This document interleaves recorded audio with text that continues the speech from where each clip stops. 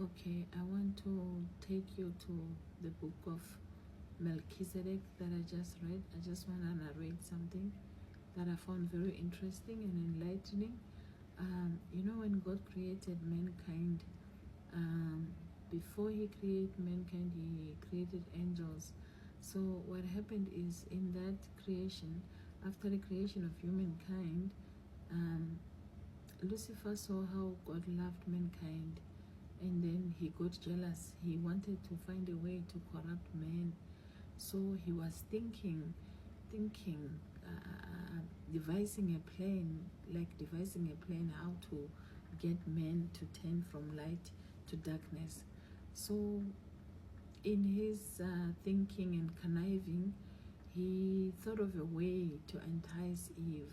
So remember that God placed even Adam in the Garden of Eden and to tend it. Their work was just to tend the garden. But unfortunately, they fell into sin. How it happened, knew God knew what the Satan was planning against mankind. So God sent his men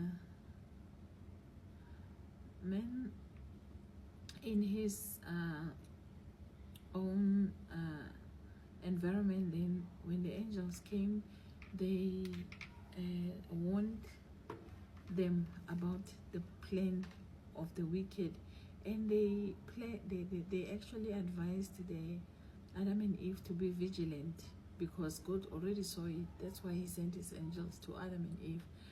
And they were also conscious of what God told them, because God said if they eat that fruit, they will die. They shall surely die. So the enemy did not just come straight to Eve and say, oh, here, let's eat the fruit. No, he was very wise. He was very wise in that he enticed her. Like, he came to her and then started talking to her and asked her, started telling her things like, when somebody has knowledge and then you admire how they have knowledge and how they are narrating their life and how their life is beautiful. That's how he came to Eve. So Eve would not suspect that he was trying to deceive her. So he told Eve that his life is like this because he ate the fruit, that fruit that was forbidden. So Eve was like, oh, is this how now you are so intelligent and your life is so beautiful like this? Is because of this fruit? And then this is how. And then the Satan said, yes. I remember it was in the form of a serpent, but then it is not that the serpent was evil, but he used the serpent. And then when he told Eve this story, beautiful story of how his life is and how the fruit helped him, then he did ask Eve, did God really say that you must not eat from the fruit of this? And then Eve was like, no. Eve was like, oh. And then he said, no, God said we should not eat. If we eat, we will die. But then this one convinced Eve that, no, you will not die. You will know the truth and your eyes will be opened.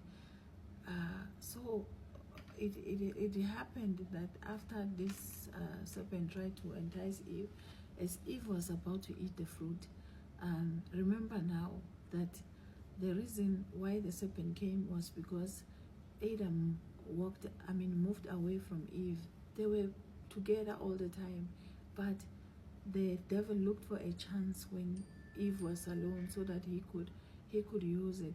So when Eve was away, when Adam was away, that's when the serpent came, because he knew that if he came when both of them were there, he could not have been able to deceive Eve. So that teaches us something also, that sometimes you are meant to walk with a person, and when you walk with a person, there will be deceptions. But if you walk with a person, don't separate yourself from that person. If you are walking with a person for the purpose of God, for the purpose of fulfilling the mandate of God, then do not separate yourself from that person, because the minute you separate yourself from that person, then you move away from the covering. So that means that by the time Adam went, left Eve for wherever he went, and Eve was still playing with the animals there. That's when the serpent came and took. And also, you know that this serpent, the way it was, it came on and sat just by Eve's lap. So you can just understand that at that time they were very close to animals. They were very, very close to animals. They could play with animals and there was no harm in there, unlike today. So now, when we get to the bottom of this story, we realize that now Eve holding the fruit, then Adam finds it, and then when Adam finds it, he says, but you can't eat that fruit. God said we should not eat that fruit. And now the devil is getting anxious now, because he sees that Adam is trying to talk Eve out of eating the fruit. But now Eve says, but like, look at this serpent. The life is beautiful because of the fruit. So that is how Eve was enticed, and Eve could not think of anything else but to eat the fruit so that her eyes could be open. And now that Adam was trying to win over Eve, the devil was also trying, now getting nervous now. Now he devises another plan. Right there, he makes the serpent make Eve to entice Adam in a way of seduction. That's when now Eve was now becoming seductive towards Adam. And remember, when somebody comes to you in a seducing way, trying to seduce you, you will not even see that they are leading you into sin until you have fallen for that seduction. So this is what happened with Adam and Eve. Eve then was being seductive and all that, and as being seductive, then ate the fruit and then gave the fruit to Adam. Adam ate the fruit now because now he was seduced. Now remember, after this also, God was still there. God was still there. When they hid from God, God still reached out to them and said, why are you hiding? And then because we saw that we are not naked, and he told them, who told you you were naked? So remember, now they realized that now they were naked and they were covering themselves with leaves. But then God told them, come with me, I will clothe you. So when God said, come with me, I will clothe you, he already knew what he wanted to do, and he already wanted to show them what he was going to do for them. So when they got to the place where God took them to, then there was a lamb there. So the lamb, then there was a lamb there that was like a lamb that was there. And then God said to Adam, kill that lamb. But Adam said, no, I cannot kill this lamb. This is a beautiful animal, because now they were used to living with animals.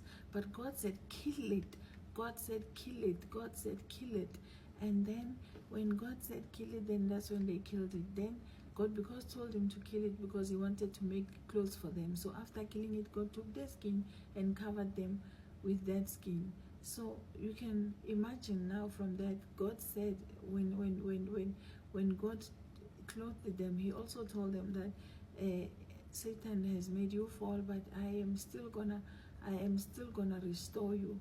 How God was going to restore him? By dying for them. He told them that he was going to be the sacrifice for them so that they can have back their glory. And by that, God made the way of him now taking the form of Jesus so that he would save his children. So guys, God loves us. God loves us. God loves us so much. God loves us so much. Please, God loves us so much. God loves us so much. Remember that God loves us so much. God loves us so much.